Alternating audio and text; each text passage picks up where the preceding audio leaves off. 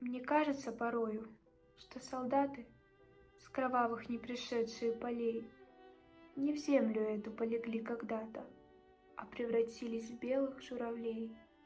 Они до сей поры, с времен тех дальних, летят и подают нам голоса. Не потому ль так часто и печально мы замолкаем, глядя в небеса?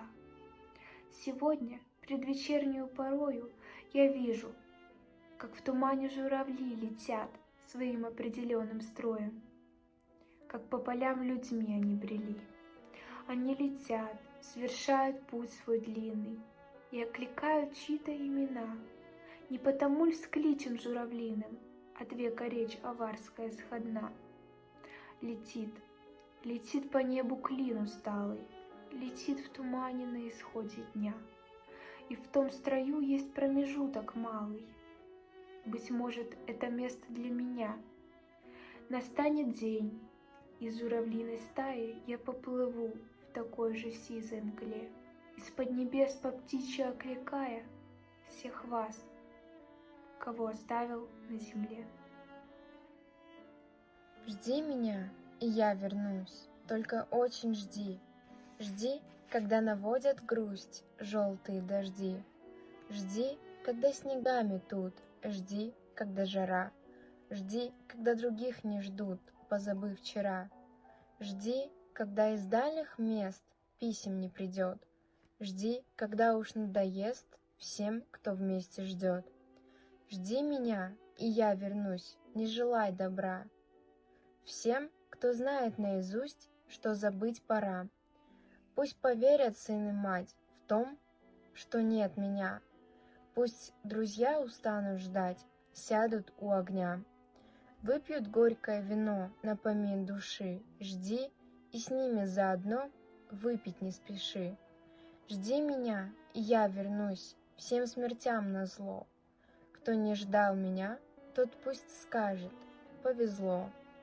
Не понять не ждавшим им, как среди огня, ожиданием своим ты спасла меня. Как я выжил, будем знать только мы с тобой. Просто ты умела ждать, как никто другой. На земле безжалостно маленькой жил да был человек маленький, и у него была служба маленькая, и маленький очень портфель. Получал он зарплату маленькую, и однажды прекрасным утром постучалась к нему в окошко. Небольшая оказалась война. Автомат ему выдали маленький, сапоги ему выдали маленькие, каску выдали маленькую и маленькую по размерам шинель. А когда он упал некрасиво, неправильно, в атакующем крике вывернув рот, то на всей земле не хватило мрамора, чтобы вырубить парня в полный рост.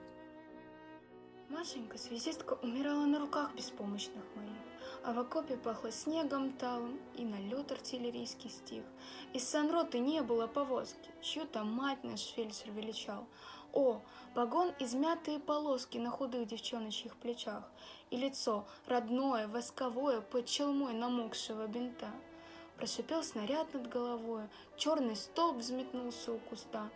Девочка в шинели уходила от войны, от жизни, от меня, снова рыть в безмолвие могилу, комьями замерзшими звеня. Подожди меня немного, Маша, мне ведь тоже уцелеть наряд. Поклялась тогда я дружбой нашей, если только возвращусь назад, если это совершится чудо туда смерти, до последних дней стану я всегда, везде и всюду болью строк напоминать о ней, девочке, что тихо умирала на беспомощных руках моих. И запахнет фронтом, снегом талым, кровью и пожарами мой стих. Только мы, однополчане павших, их безмолвных воскресить вольны. Я не дам тебе исчезнуть, Маша, песней возвратишься ты с войны.